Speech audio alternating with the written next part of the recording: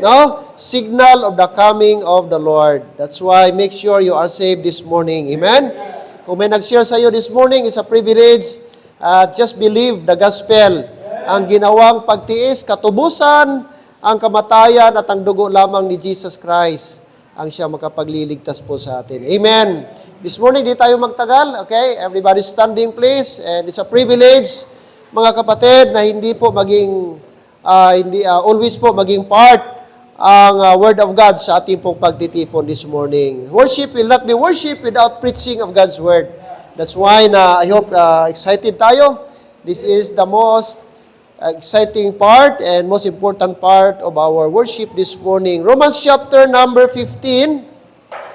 Book of Romans, please. At pakishare po ng mga Bible ninyo sa ating mga ibang bisita. Maybe yung iba, walang Bible. Pakishare po para makita nila ang verse po na ating binabasa. Chapter 15, verse 14. Romans 15:14. Okay, sige. I-guide niyo po sila para makita din po nila kung ano yung pong binabasa natin. Ano? Okay. Romans 15:14. Romans chapter 15, verse 14. Isang verse lang po ating sabay-sabay po nabasahin. Are you there? Amen? All right, verse 14, ready go. And I myself also am persuaded of you, my brethren, are full of goodness, filled with all knowledge, able also to admonish one another. So ito po yung statement ni Paul, kanyang admonition, ang kanya pong pag-encourage sa mga Roman believer. At sabi niya, and I myself also am persuaded of you, my brethren, that ye are full of goodness. Nakita po niya ang mga Roman believers. And not only they are full of goodness, filled with all knowledge. At isang karakter po nila, characteristic ng mga Roman believers, able also to admonish one another. And our message this morning, admonishing one with another. Let's pray. Father, we thank you this morning. We thank you for your great blessing to us, allowing us, Lord, na makagising muli for one purpose, to glorify Thy name. This morning, salamat sa privilege maka-worship kami together with the brethren and with your people. It's my prayer, Father, that you would allow your word to minister to the hearts of your people, and it will give, Lord, nourishment to our spiritual need. I pray for your wisdom and enabling power. Lord, I am nobody. I have limitations of myself, and that is why, Lord, I'm totally dependent upon the leading of the Holy Spirit. Let it be, Lord, that your word will be uttered from my mouth, not my words, not my ideas, not my testimony, but Lord, it is purely the Word of God. And I hope and pray as we proceed sa aming message, it will, Lord, give us knowledge kung ano dapat ang gawin namin as Christians, that we need to admonish one to another. And help us, Lord, at the end of the message, sana po magkaroon kami ng desire na gawin namin ito so that, Lord, the body of Christ will be strengthened. Be with us, and I pray na malisin namin ang mga distractions sa aming worship. Tulungan niyo pong mga parents at mga anak namin, makontrol po namin ang kanilang labas-pasok. And help us, Lord, makontain namin ang aming focus, concentration sa loob ng simbahan at sa pakikinig ng iyong salita. Don't allow Satan to hinder us, Lord. Don't allow Satan to steal the message from the hearts of your people.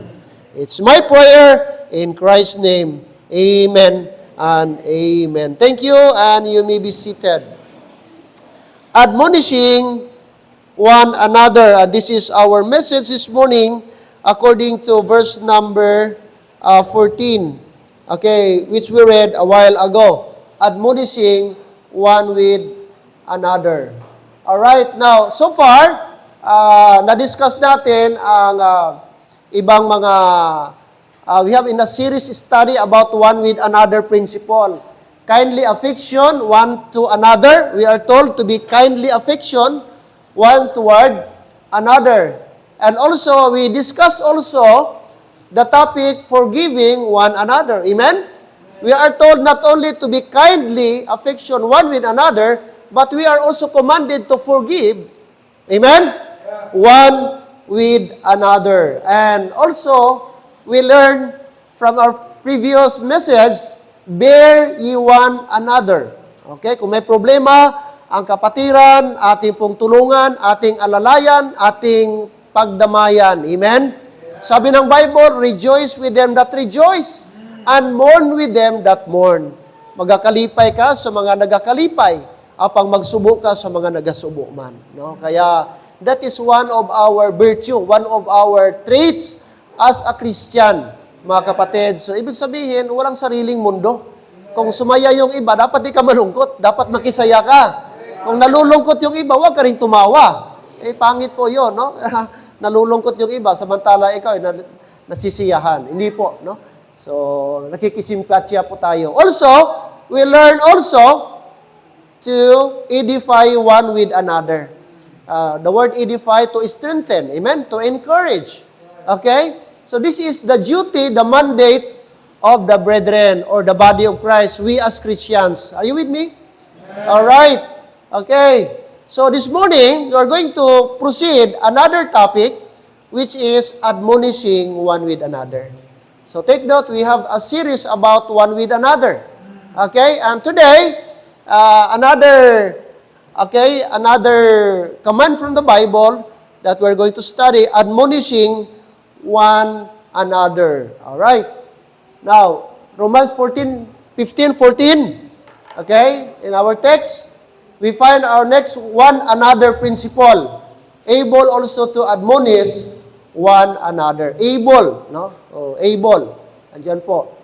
At sabi ni Paul, and I myself also am persuaded of you, my brethren, that ye also are full of goodness, fed with all knowledge, able also to admonish one another. So, admonish one another. All right.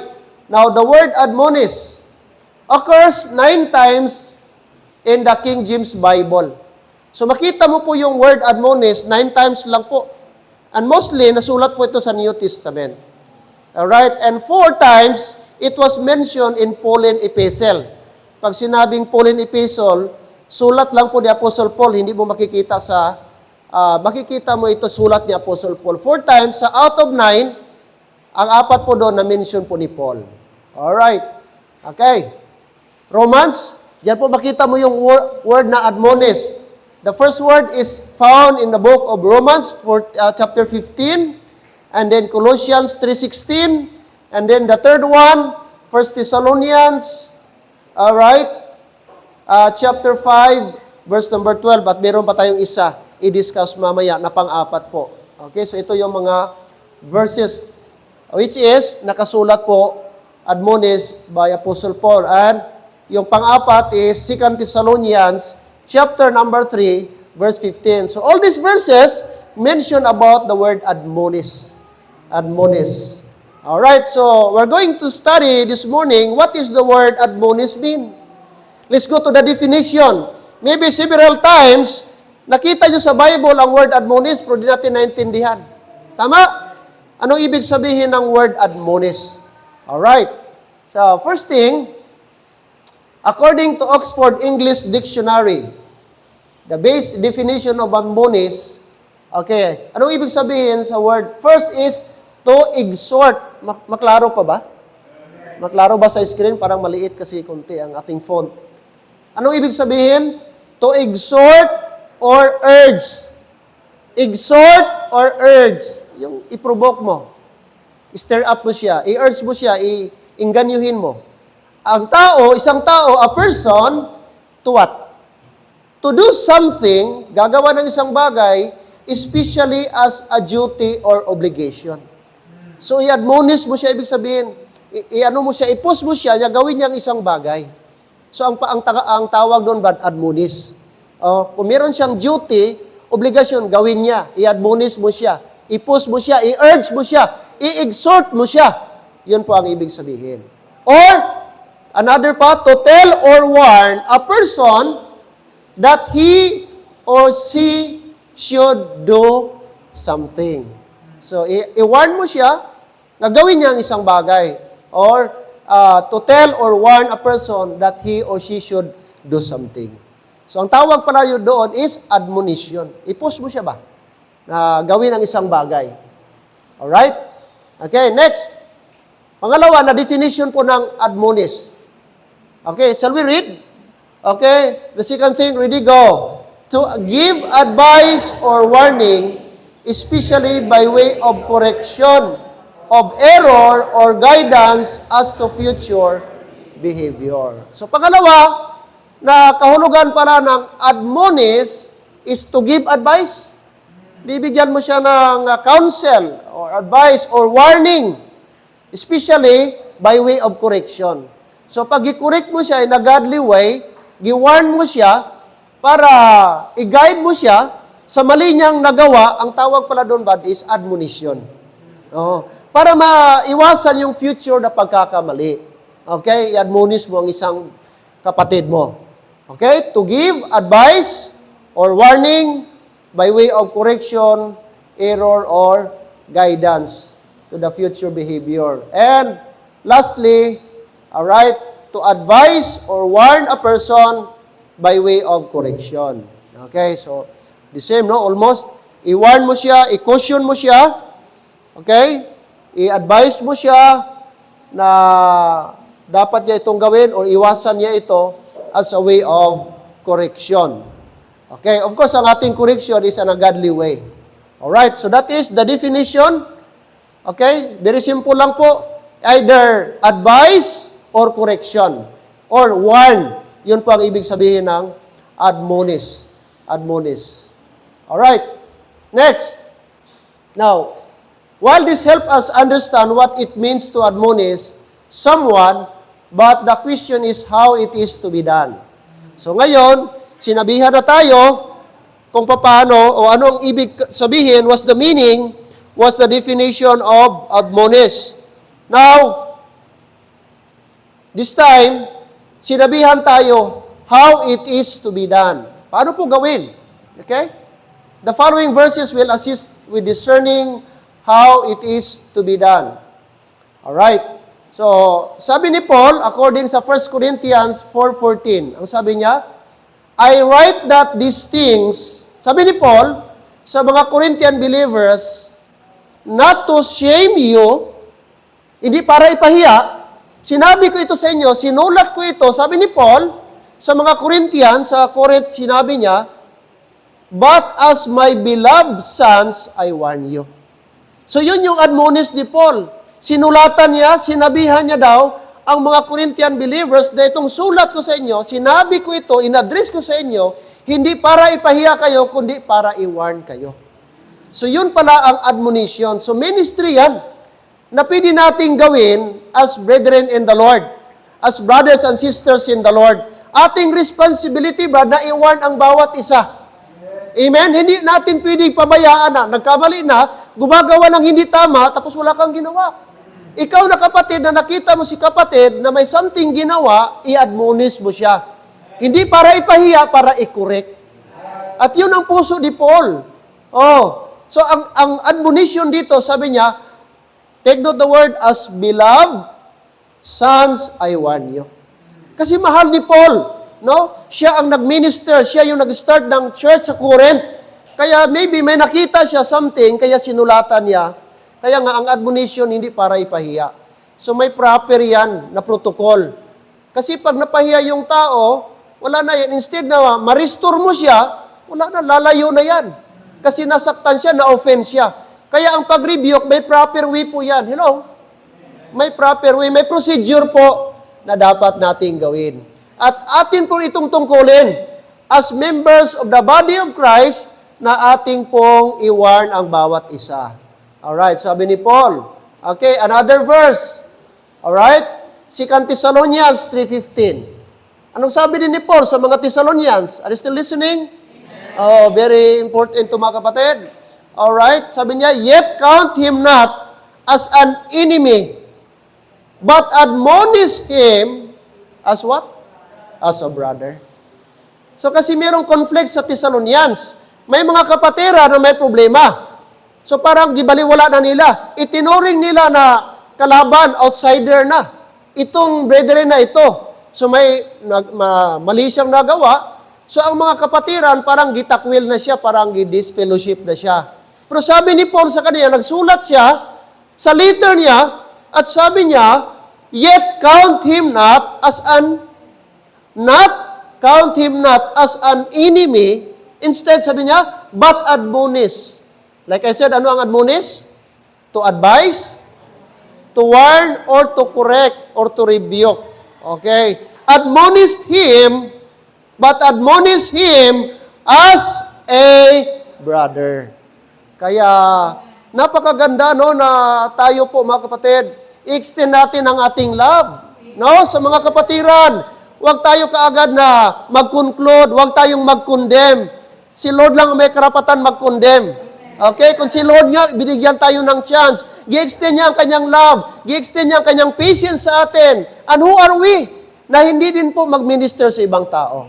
Kaya, wag nating ituring na kaaway. Pag nagkamali yung iba, nahulog sa kasalanan, nanlamig, wag kaagad. I-restore natin. Mag-effort tayo, kapatid. No? Atin silang i-provoke na magbalik, ma-revive sila sa Panginoon. That is admonition. Alright. Amen. Okay. And then Romans chapter 14. Shall we read, please? Okay, Romans 14. Look at verse 19. Verse 19. Ano pang sabi dito? Verse 19, through mighty signs and wonders by the power of the Spirit of God, so that from Jerusalem and round about unto Illyricum, I have fully preached the gospel of Christ. So si Paul naman ito, verse 15 ang aking nabasa. Chapter 14, verse 19. Verse 19, let us therefore follow after the things which make what? For peace, and things wherewith one may edify another. Napakaganda po, mga kapatid. Na sabi ni Paul, let us therefore follow after the things. Sundin natin yung mga bagay na magdudulot po ng mag-provide, mag-produce ng peace. Hindi chaos, hindi confusion, hindi division. Instead, sabi niya, but and things wherewith one may edify another. Instead na malayo, gawin natin yung mga bagay na makapa-edify sa kapatiran, no? Mag-provoke sa kapatiran na maging strong sa kanyang pananampalataya. So, napakaganda, mga kapatid. Ephesians 4:15. Ephesians 4:15. Ano pang sabi ni Paul? Ephesians chapter 4. Please, chapter number 4. Verse number 15. Hindi natin nasulat lahat dyan. Chapter 4, verse 15. But speaking the truth in love, may grow up into Him in all things, which is the head, even Christ. So, ano dapat ang ating speaking the truth in love. So, dapat ang ating pag-speak ng truth, dapat coupled with love. Kasi pag may love po yan, hindi mahirap mag-restore. No. So, yun dapat ang instrument, yun dapat ang SOP, ang procedure. Speak in truth with love. No? With love. Na maramdaman po ng tao na gina-restore mo with love, ay mga kapatid, I tell you, no? Ma-restore po yan later on. Okay? Next po. Acts 27, verse 9 to 10. Ito namang story na kung saan si Paul i-travel na po siya, papunta po ng Rome, para doon po siya i-trial. At nagsakay po sila ng barko, kasama yung ibang mga prisoners. At sabi dito, nung sila po paalis na po sila, sakay sila ng barko, anong sabi ni Paul? 27, 9 to 10. Sabi dito, now when much time was spent, and when sailing was now dangerous, habang na-travel po sila, because the fast was now already past, Paul, sabi dito, Paul admonished them. So tumayo si Paul, at nagsabi sa mga sundalo at sa Roman captain doon po sa isang barko o boat, and said unto them, Sirs, I perceive that this voyage, ang kanilang travel, pagbiyahe, will be with hurt and much damage, not only of the lading and ship, but also of our lives. Kasi dito may bagyo. Sabi ni Paul, Sir, suggest ko lang, parang hindi po idea na magbiyahe tayo kasi malakas yung bagyo. At pag nagbiyahe tayo, itutuloy natin yung biyahe ngayon, hindi lang po malagay sa panganib yung ating mga karga, leading, pati buhay natin. Pati buhay ng mga tao na nakasakay ay mga nganib rin. So, warning, advice yun ni Paul. Yun ang admonish. Paul admonished the people he was with or put them in mind of the danger that lie ahead. Na-anticipate ni Paul. Paul was not mean ugly or nasty. He simply what? Inform them of future what?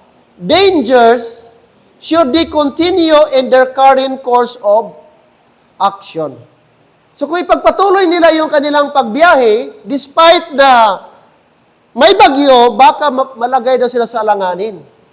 So si Paul, nag-admonish po siya. Nagbigay siya ng counsel. Nagbigay siya ng advice. Gikusyon niya yung kapitan sa barko. Alright? So, diyan po natin makikita. Okay? So si Paul, hindi naman siya harsh. Hindi naman sinabi ugly or what. No? Simply, gisabi niya lang niya ang mga possibilities. Alright. Diyan pa tayo?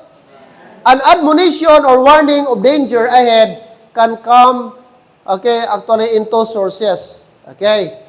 So, dinagdagan natin ito, gigawa natin tatlo. Ang admonition daw, or warning of danger ahead, can come in three ways. In three ways. Paano natin matanggap ang admonition? Take note, what is admonition? Advice, or warning, or correction. Yun ang ibig sabihin ng admonition. So, paano natin? In what way tayo makatanggap ng admonition? Of course, mga kapatid, walang iba, from the Word of God. Okay? Primarily from the Word of God. The Word of God is the source of our admonition. Alright. Anong sabi sa... Okay. So, ano muna? Okay, paki-adjust muna, Brother Jonathan. Number 1 muna, Colossians 3:16. Colossians 3:16. Alright. Okay, sige, diretso ko na lang para may verse tayo. Okay, the Word of God.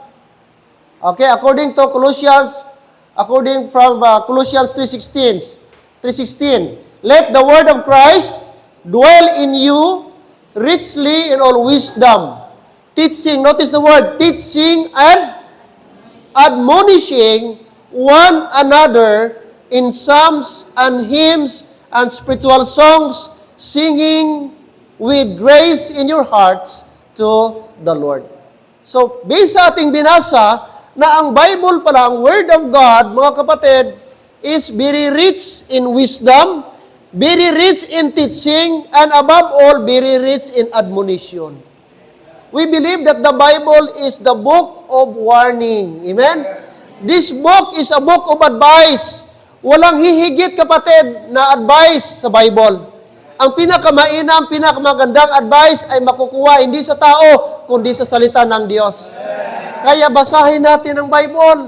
Kasi full of advices yan. Look at Proverbs, full of advice yan. My son, my son, my son. And from Genesis to Revelation, it is a book of advice. Not directly sa atin, kasi may advice direct sa mga Israelite, pero ang principle kasama tayo. Okay? Especially sa ating panahon ngayon. That's why, please, members, Christians, do not neglect this book. Because this is the only book na the best, pinaka-source natin ng admonition. Admonishing one another. Kaya magbasa tayo, huwag tayo maging tamad sa pagbabasa ng Bible. Every day, I hope meron tayong Bible reading.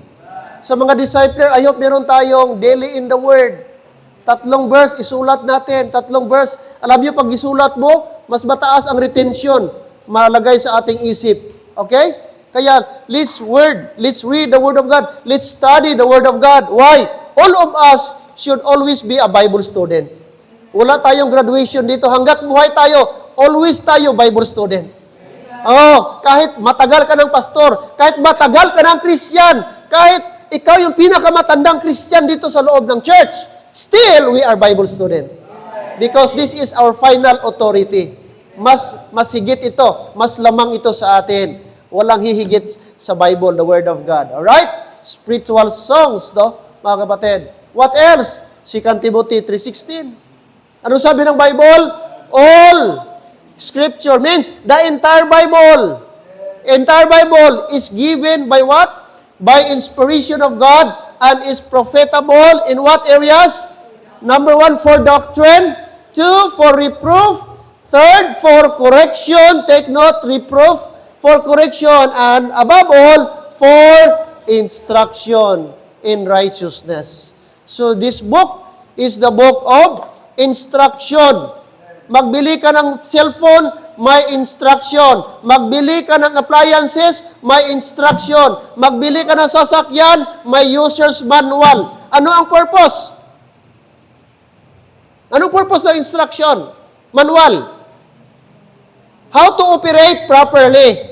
Para hindi masira, madaling masira ang isang bagay na binili mo. Tama? Ang problema sa atin, pag nasira na, at saka pa natin hanapin ang instruction. Ano dito manual? Itong manual gani. Oh, mali. Mali.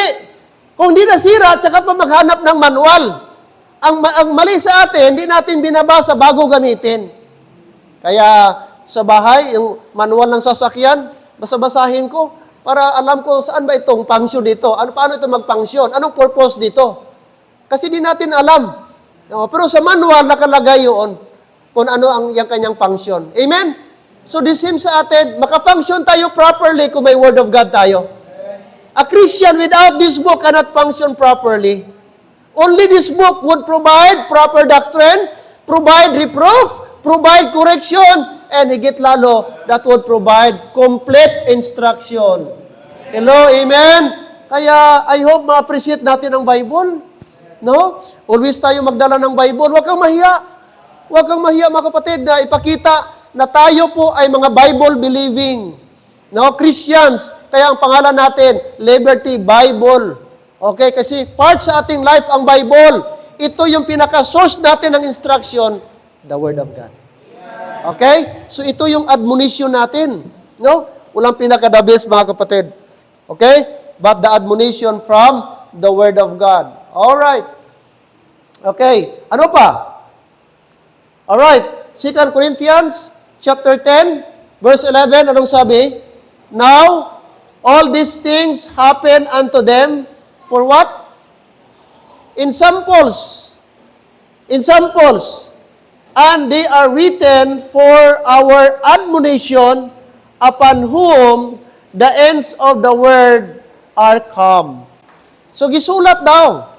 Itong Bible, gi-account ni Paul, basahin natin ang before that mga verse, mga kapatid. Tingnan niyo po, ang 1 Corinthians chapter 10, verse number 11. Ano nangyari po dyan? Okay? Chapter 10, verse 11. Anong sabi ni Paul? Look at what happened. Verse 6. Now these things were our examples, to the intent we should not lust after evil things. Huwag tayong magnasa sa mga bagay na hindi maganda. Evil things, masasamang bagay. As they also lusted, referring sa Old Testament account. Yung time po ni Moses, anong ginawa ng mga tao sa time ni Moses? Yung mga Israelites. Verse 7, neither be ye what? Idolaters, huwag kayong maging idolaters, mga taong nagsisimba, naglilingkod ng mga Diyos-Diyusan. Neither be ye idolaters, as were some of them, katulad sa iba. As it is written, anong ginawa nila? The people sat down to eat and drink and rose up to play. Yun ang ginawa nila. Kumain sila, nag-inuman sila, hanggang nag-party sila, to the extent, mga kapatid, na mayroon ng immorality. Yung iba dito, yung mga lasing na sila, naging hubot-hubad na sila. Ganun po ang resulta po, no, kanilang ginawa. kasuklam-suklam sa Panginoon. And then ano pa? Verse 8, neither let us commit what? Fornication. Huwag kayong gagawa ng fornication as some of them committed. Nag-fornicate sila and fell in one day. Pinatay sila. Ilan? Ilang pinatay ng Diyos dahil sa galit ng Diyos? And fell in one day 320,000. Imagine mo, in one day, nagalit ang Diyos sa kanila. Pinatay sila 23,000. Ganun katindi. Back in Old Testament. Kasi mga tao nag-idolaters. Kung ano-ano nang ginawa. Verse number 9. Neither let us tempt Christ as some of them also tempted, and were destroyed of serpents. Yung old account naman, na pinagkakagat sila ng mga serpents kasi nag-murmur sila. Kaya sabi ng Diyos, Moses, gagawa ka ng brazen serpent. Magawa ka ng pusti, tapos ilagay mo yung brazen serpent. At sino yung titingin doon ay gagaling sa kanilang kagat. Yun ang lunas po nila. Kaya sabi ng verse number 10, neither murmur, huwag kayong mag-murmur, kasi itong mga taong ito, laging nag-murmur. Ye as some of them also murmured, and were destroyed of the destroyer. Gi-quote ni Paul yung Old Testament account. That's why sabi niya, verse number 11, now, all these things happen unto them. So, yung mga bagay na yon, yung gimension natin kanina, gisulat daw, nangyari at sinulat, and they are written for our, take note, Brad, admonition, upon whom the ends of the world are come. So, ang Bible talaga, written for admonition. So, salamat tayo na may Bible na tayo. Our blueprint, our guide. Para yung mistakes mga unang tao na nauna sa atin, hindi na natin makumit. Kasi meron na tayong guide. May pattern na tayo. Kaya ang Kristiyano, Brad, na despite na nagbabasa ng Bible, na warning na, tapos na pahamak, ay huwag mo nang sisihin yung ibang tao. Kasalanan mo yun kasi meron ng Bible na nag-warn sa iyo at sa akin. Mga kapatid, amen? Kaya written for our admonition, our example. Okay? So, saan ang unang source natin ng admonition?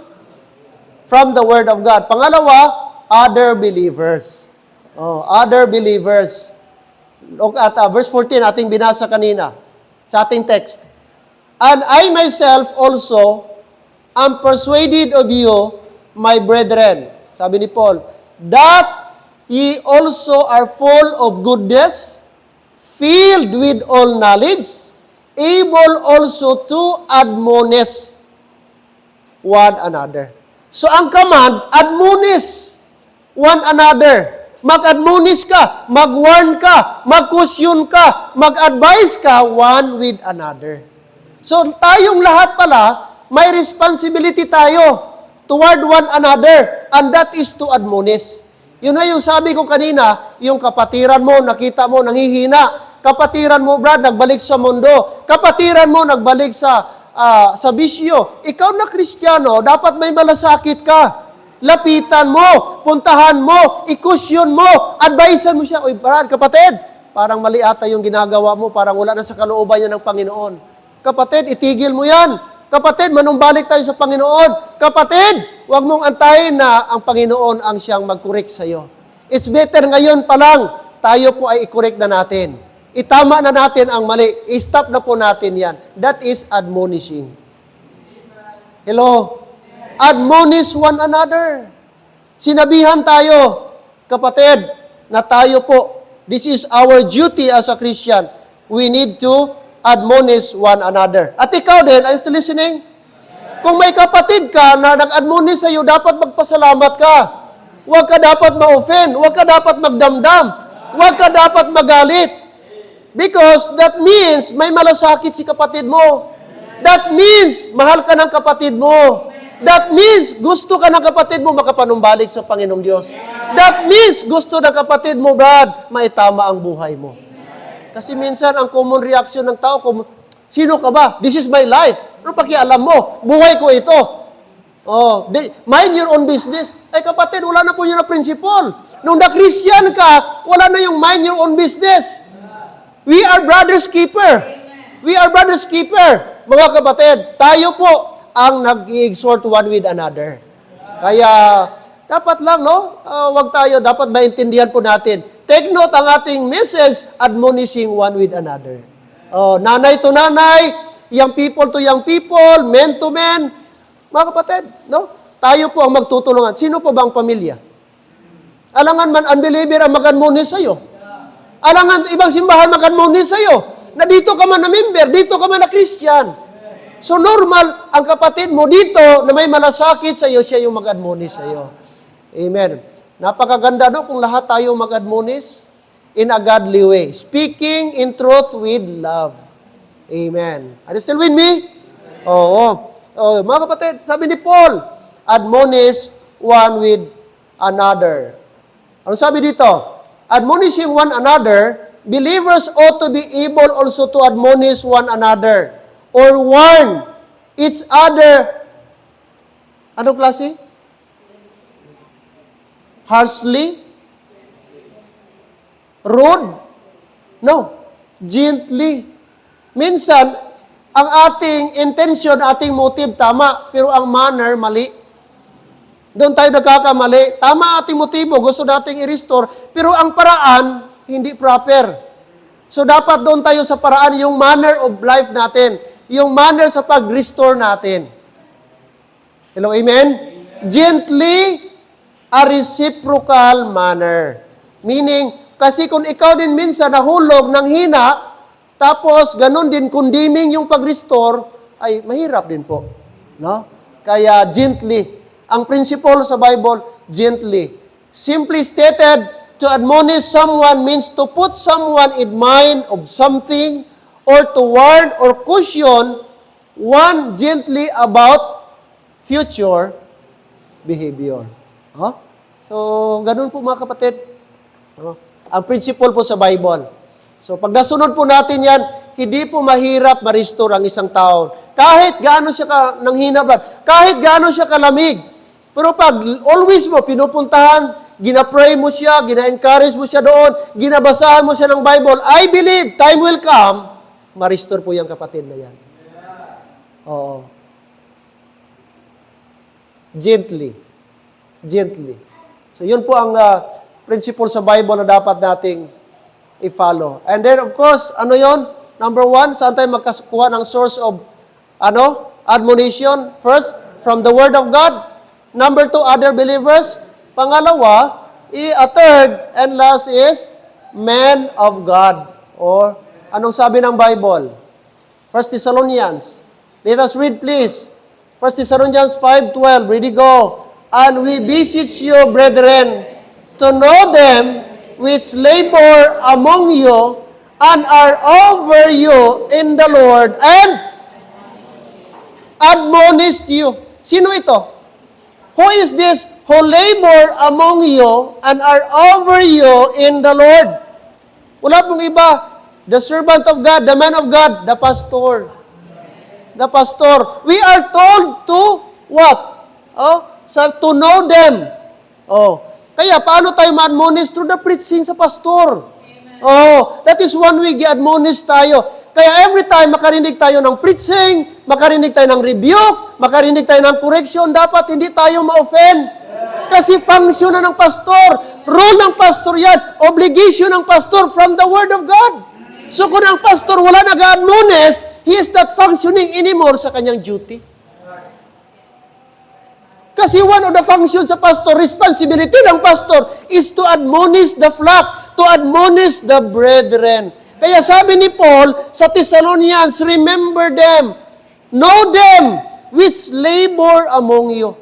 Kaya huwag tayong ma-offend din kung si pastor may nasabi. Especially kung word of God, hindi dapat natin kontrahin. Hindi tayo dapat ma-upset. Hindi tayo magdamdam. Hindi tayo dapat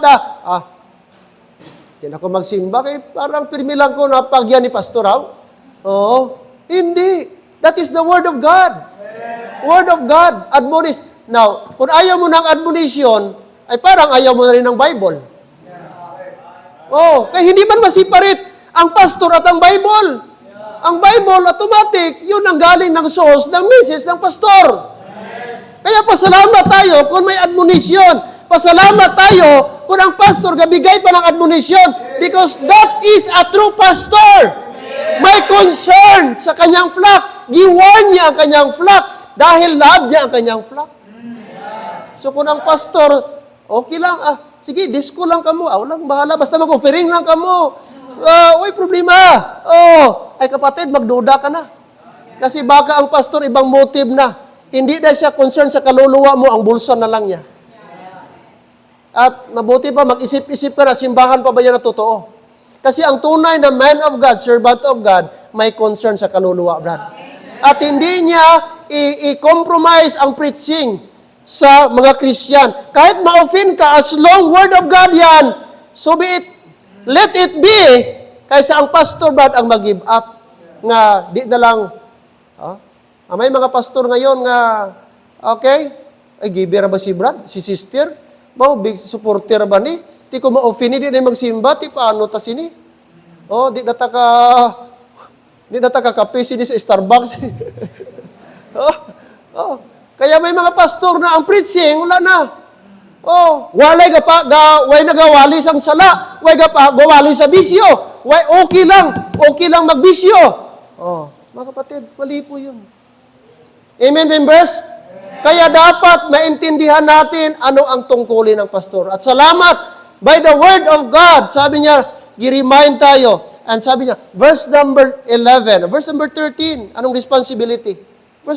Sabi niya, sa next verse, Brad, ano sabi ni Paul sa kanila? Anong responsibility nila dapat? Chapter 5, verse number 12. Ano dapat? Kasi merong pastor na nag-labor. Pastor na over you in the Lord. Verse 13, and to esteem. Notice the word to esteem. That is to reverence, to respect, to honor. Put them, hindi naman put them in pedestal. But to esteem, that is to give them, reverence. And to esteem them very, highly in love for their works, sake, and be at peace among yourselves. So dapat, anong responsibility ng mga brethren ng flock toward the men of God? Esteem them very highly. Love, mahalin, ibigin nila ang kanilang man of God, pastor, in love for, hindi lang for, dahil pastor siya. Take note, for their works sake. Dahil sa gawain ng Diyos, and be at peace among yourselves. Hindi kagid mga away sang pastor. Hindi ka magtanom kalain buot sa pastor. Amen? Hindi ka daw makipagkwarel. Be at peace. Hello, amen? Among yourselves. Ngaway ka lang kay Manny Pacquiao, wag lang pastor. Alright. Hindi ka kasaho. Sige. Okay lang. Pero never kagid. The Bible says, be at peace. Ano lang. Alright? Pag-pray mo, may mga pastor ka na i-pray. Let the Lord mag-deal sa kanila. But never nga. Sige, pabarang ko ni. Pabarang ko ni pastor ba? Akigi ko sini nga tao. Nasuyang ko ni nga pastor ba? Pabarang ko di. Delikado ba? Sige, balik sa imo. Di mo na matablan sa barang ang pastor. Amen? Admonish. Hello, amen? Admonish from the Word of God. Alright? So, yun po ang tatlong source, mga kapatid, ng Okay, believers, we ought to be able to admonish one another by the Word of God with brotherly love and genuine concern. No one likes to be what? To be wrong. Walang gusto taong magkamali.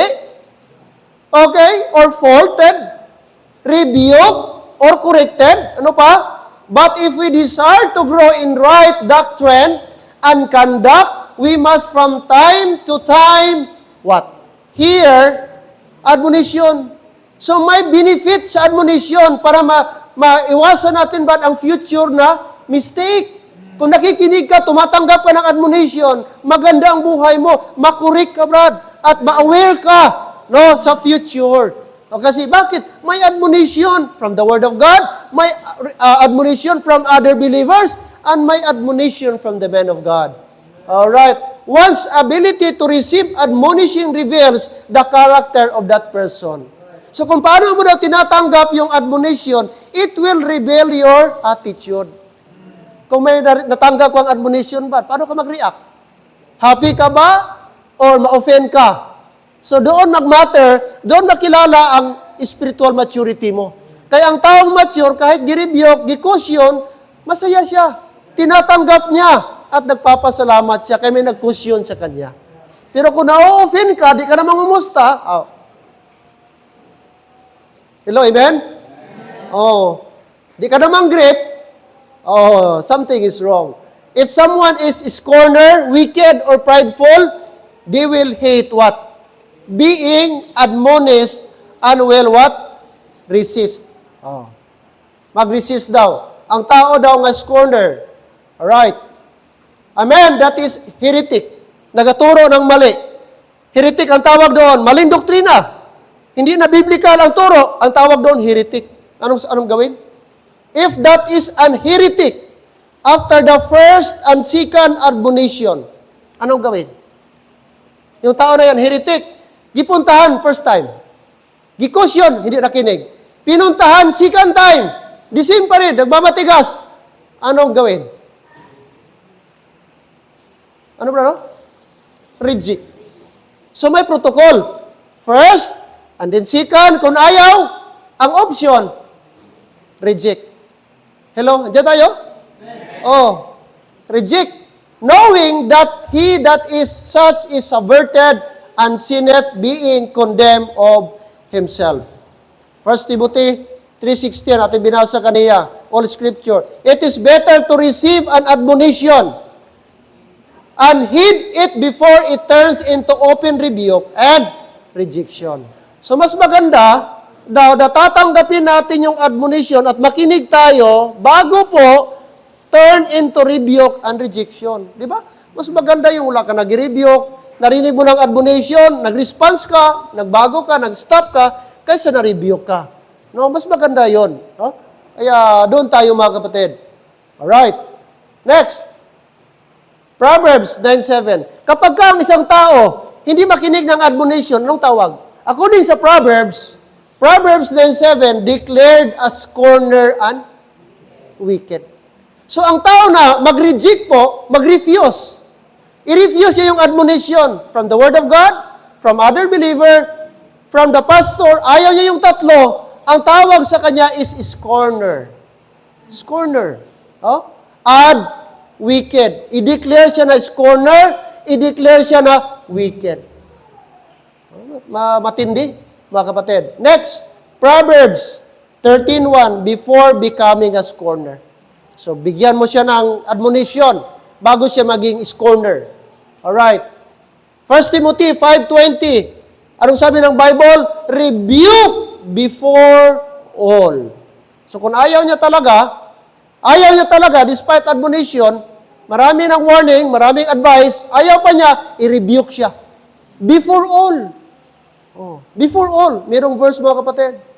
And 1 Timothy, o 2 Timothy 4:2-3, before the time when they will no longer endure sound doctrine. Kasi time will come, ang mga tao ayaw na ng sound doctrine. So bago po sila, dapat bigyan mo na ng admonition, bigyan mo na ng warning, i-advisean mo sila, i-counsel mo sila, i-rebuke mo na sila. Because time will come, the Bible says, that they will no longer endure sound. Di na nila matitiis ang tamang doktrina, tamang turo. Kaya it's up to them as long i-admonish natin sila. Amen? Oo. Mga kapatid. So, Romans, like I said kanina, Romans 15:14, being able to admonish one another is a logical outcome of the previous one another principles we have observed in this series, mga kapatid. Saints who are endeavoring to treat one another in these ways ought to be able to receive an admonition for one another believer. If after receiving an admonition of someone cannot salute or greet or sing with the saints, that is a problem. So after daw natanggap ng isang tao ang admonition, tapos hindi na siya mag-salute, hindi na siya mag-greet, hindi na siya mag-umawit, together with the saints, that is a problem. Anong sabi ng Bible? 1 Corinthians 16:20. Sige po, buksan natin. Lapit na tayo matapos. 1 Corinthians.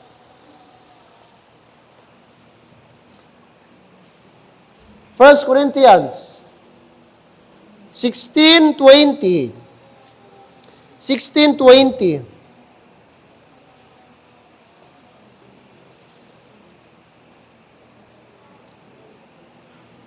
Verse 20, all the brethren greet ye one another with an what? Holy kiss. Alright. Pastor, parang mahirap ata yan. Pero may another, greet ye one another, may command. Okay. So yung tatlo dito ba ng ating makita dito, yung meron pang salute dito one another. Okay, now sa Mediterranean customs and practices, meron silang ang kissing dito hindi yung kiss nga tawag na kanang sa pisngi o lips to lips, hindi po ganoon. No, ang kiss dito is yung biso-biso lang ba? Ganon, hugging, ganon. Yun ang common practice doon sa Middle East at saka sa Mediterranean countries. Rome, sa Italy, sa Greece, at iba sa Asia Minor, sa Turkey. Yun ang practice. Kaya nung sinulat ni Paul ito, sinabihan niya yung mga Christian, greet one with another with a holy kiss. So ang tanong, paano maging holy ang kiss mo? No, greetings lang. So of course, sa kanila, ang greetings, so pag mag-hug sila, magbiso-biso sila sa babae. Oh, di pwede nga ang lalaki magpunta doon sa babae tapos ganon. Oh, tapos ang mga lalaki punta sa babae. Nasa lalaki. Actually, even sa Middle East, mga lalaki nagaganon yan. Even until now, punta ka sa mga Arab countries, punta sila, ganon. Minsan, gahalik pa gani. Ganon. Ganon ba? Ganon, common practice nila. So sabi ni Paul sa sulat niya, i-greet natin ang bawat kapatiran with holy kiss, greetings. So kung ang kapatid mo, after nakatanggap ng admonition, tapos i-greet mo, ayaw niya na, delikado.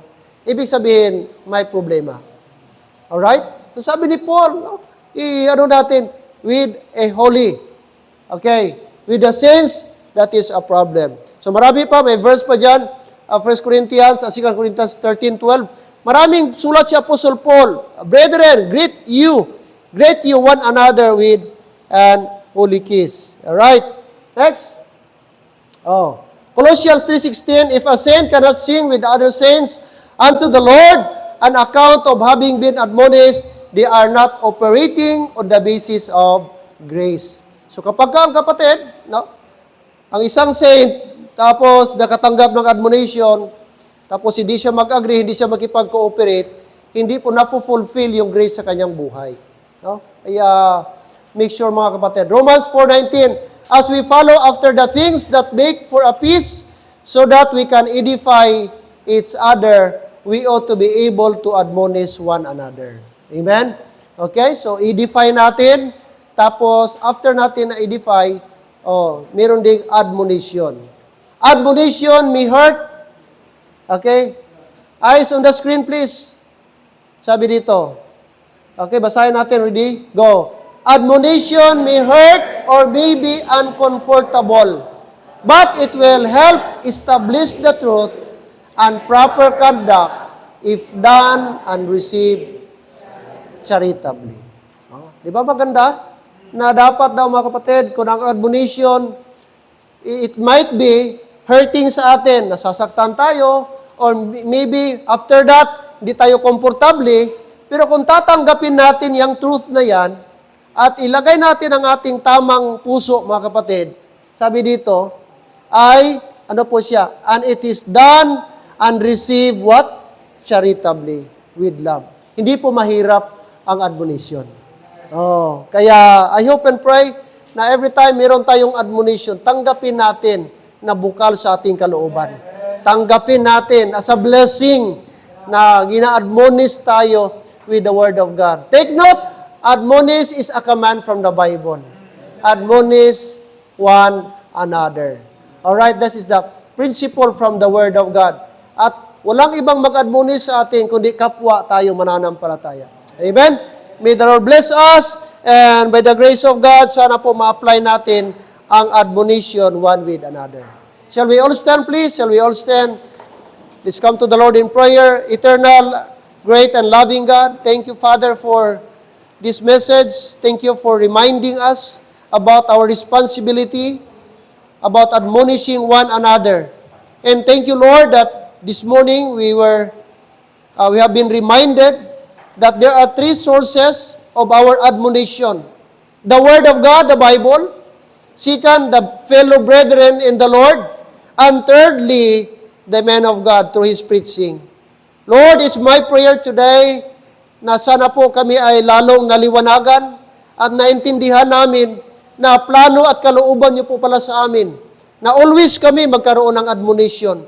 And this is the reason why pumupunta kami ng church. Every Sunday afternoon, Sunday morning, and even Wednesday, is to receive admonition from the Word of God. We believe admonition is for our benefit, for our advantage, for our profit. That's why I pray, Lord, na sana po ma-appreciate namin every time there is admonition coming from Thy Word. It's my prayer, Panginoon, na ang aming responsibility. Also, as child of God, kung meron kaming nakitang kapatid na kailangan i-admonish, Lord, ay aming lapitan, aming puntahan, aming, aming i-restore in the Lord. And we will do it in a gentle way. We will do it in the spirit of meekness. We will do it in the godly principle. And Father, I pray all of us, na sana po maging instrument po kami na mag-admonish sa mga kapatiran so that the brethren, the body of Christ will be strengthened, the body of Christ will be encouraged, the body of Christ will grow and reach the knowledge of God, Panginoon. So thank you, Father, for giving us this kind of message. Thank you for Apostle Paul na very rich ng instruction sa amin. And I pray na maging by way namin ito, Lord, maging walk of life namin ito, Panginoon, and manner of life, ang admonishing one with another. I pray today, sa aming paglabas, mabaon namin ang mga instruction, mabaon namin ang message na ito, that your purpose for the body of Christ, your purpose for all believers, is that, Lord, ma-edify, Lord, magkaroon ng burden one with another, forbearing, and, Lord, bear one another's burden. That is our responsibility. And that's why, Lord, sana po wag naming i-isolate ang aming sarili. This morning, if there are somebody needs to be admonished, help us, Lord, that we will do it in a godly way. We will do it in a gently way. Help us, O God, and give us wisdom sa mga taong dapat naming i-admonish. We pray, dear Father, for Brother Rinanti, Sister Melanie, na sana, Lord, ma-revive sila, ma-restore yung kanilang Christian life, ma-revive yung kanilang init, Panginoon, sa pag-church, Sunday after Sunday. Father, Lord, I pray sa ibang mga kapatiran, kay Ate Ima Estandarte, na sana ma-revive, Panginoon. I-remind niyo po siya, hipuin niyo pong puso niya, na tunay siyang ligtas, Panginoon, maghahanap talaga siya ng paraan na makapagsamba. Naniniwala kami ang tunay na ligtas, hahanap ng paraan upang sambahin ang kanyang tagapagligtas. Kaya sa ibang paraming mga kapatiran, we continue to pray for them. And mostly, Father, we pray this moment together with your people, kay Kuya Chard, na kung saan na-confine po, na-admit sa Sukumidix Hospital, dahil po sa severe niya, Panginoon, na kanya pong, Lord, ang kanya pong hapo. We pray, Lord, na sana po, Panginoon, ay tulungan niyo po ang batang ito na makarecover. As much as possible, sana, Panginoong Diyos, na mawala sana, may paraan po, may gamot, may mga therapy, or whatever, na gamitin niyo po, Panginoon, na totally sana mawala yung kanyang hapo, Panginoong Diyos. Kaya, please pray. We pray, Lord God. We beg on you today na naawa kami sa bata, hindi niya ma-enjoy ang kanyang buhay, hindi siya makapaglaro, madali siyang mapagod, sobrang init, sobrang lamig, aatakihin siya. napakakawawa ang batang ito. Nasasaktan kami every time makita naming nahihirapan siyang huminga. And I believe nasasaktan at nabibigatan din po kami makita namin ang kanyang nanay, Sister Mary Ann, na nabibigatan din po sa kanyang anak. And alam ko, nasasaktan siya. Nahihirapan ni Sister Mary Ann makita ang kanyang anak na mahirapang maghinga. Kaya Lord, please, tulungan niyo po, Sister Mary Ann. Alam ko, mabigat po ang kanyang tungkulin. Tumatayong nanay at tatay at the same time sa kanyang anak. Malayo yung kanyang husband. Kaya we pray for her. This morning, comfort, Sister Mary Ann. Lord, gamitin niyo po kami sa anumang paraan, makomfort namin siya. Through text, tawagan, or maybe makapag-visit kami sa kanya. O maybe sa aming little finances, assistance, Lord, na pwede namin, alam po namin, Sukhumvit is a very costly, private na hospital, rooms pa lang mahal na, iba pa yung resita, maybe naka-oxygen si Kuya Chard ngayon. Kaya Lord, help us na somehow malisten, maging comfort, encouragement kami sa Kuros family, especially for Sister Mary Ann. Thank you so much, Lord. Thank you for your word. Thank you, Lord, na andyan ka always sa amin. Despite may mga failures kami, despite may mga pagkukulang kami, but thank you because you always admonish us with your word. Kaya this morning, Father, help us na aming pang ma-appreciate ang iyong salita, to always meditate, to always read the Bible, para maiwasan namin ang future mistakes at faults sa aming pong buhay. I believe walang taong magkakamali kung always kami guided with the Holy Spirit and guided with the Word of God. This morning, before tayo mag-dismiss, kapatid, it's a privilege na tayo po ay ma-remind through the Word of God. This morning, we are told, we are reminded, we were instructed to admonish one with another. If you are a long member, if you have been a member for a long time, can you come and pray, Lord, Pastor, please pray for me that I could admonish someone. I could admonish someone. Give me wisdom na sana maka-admonish ako someone. And maybe you could pray, Pastor, please pray for me na sana by the grace of God, I would stay strong as a Christian so that maging blessing po ako. And if I remain na maging strong Christian, ay maka-admonish din ako to somebody, to someone who needs admonition. So can you pray and come and pray, Pastor, please pray for me. Na by the grace of God, maka-admonish ako, maka-counsel ako, maka-advise ako somebody in the future. Amen. Mga kapatid, we need admonition from the Word of God. We need admonition from the Word of God. We need admonition from our fellow believers. We need admonition from the preaching from the men of God. This morning, na-appreciate mo ba? Na-appreciate mo ba ang mensahe? Maka-thank you ka ba? Sa message today, nag-remind sa atin, we need admonition one with another. Yes, maybe my loved ones ka that needs admonition. Maybe my members of the family ka that needs admonition. Why can't you come? Why don't you come and pray? Let's kneel together to the Lord and pray. Pastor, please pray for me. Amen. Amen. Thank you. Yes. Pray to God. Ask Him. Ask Him, Lord, please help me. I could admonish one with another. At kung makatanggap ka man ng admonition, sana tanggapin mo ito na may kaluguran. Tanggapin mo ito na masarap sa pakiramdam. Amen.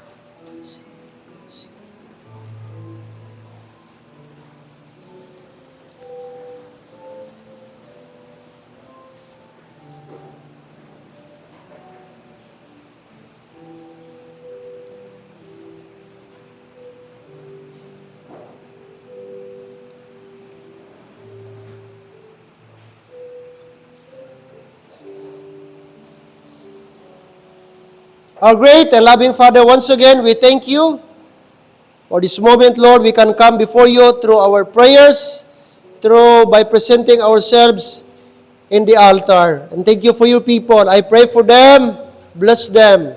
Help them, Lord, sa kanilang mga prayers this morning. You have heard, you have read the intentions and motives of our hearts. And Lord, I pray that you'd help us that every time we receive admonition, sana may soft heart kami. Sana we have a tender heart na tatanggapin namin, hindi kami dapat ma-offend, hindi kami dapat nasasaktan. Kung mayroong admonition from the Word of God, from the servant of God, sa halip, Lord, we will take it as a blessing. We will take it as an opportunity, Panginoong Diyos, na kami po ay ma-remind so that we could avoid future mistakes. So thank you so much. Bless our people, especially for those who came forward, begged before you, knelt before you. Bless our brethren at kami pong lahat. As we dismiss this morning, sana Lord, allow Panginoon na ang message na ito ay mabaon namin sa aming pag-uwi. Thank you for our visitors.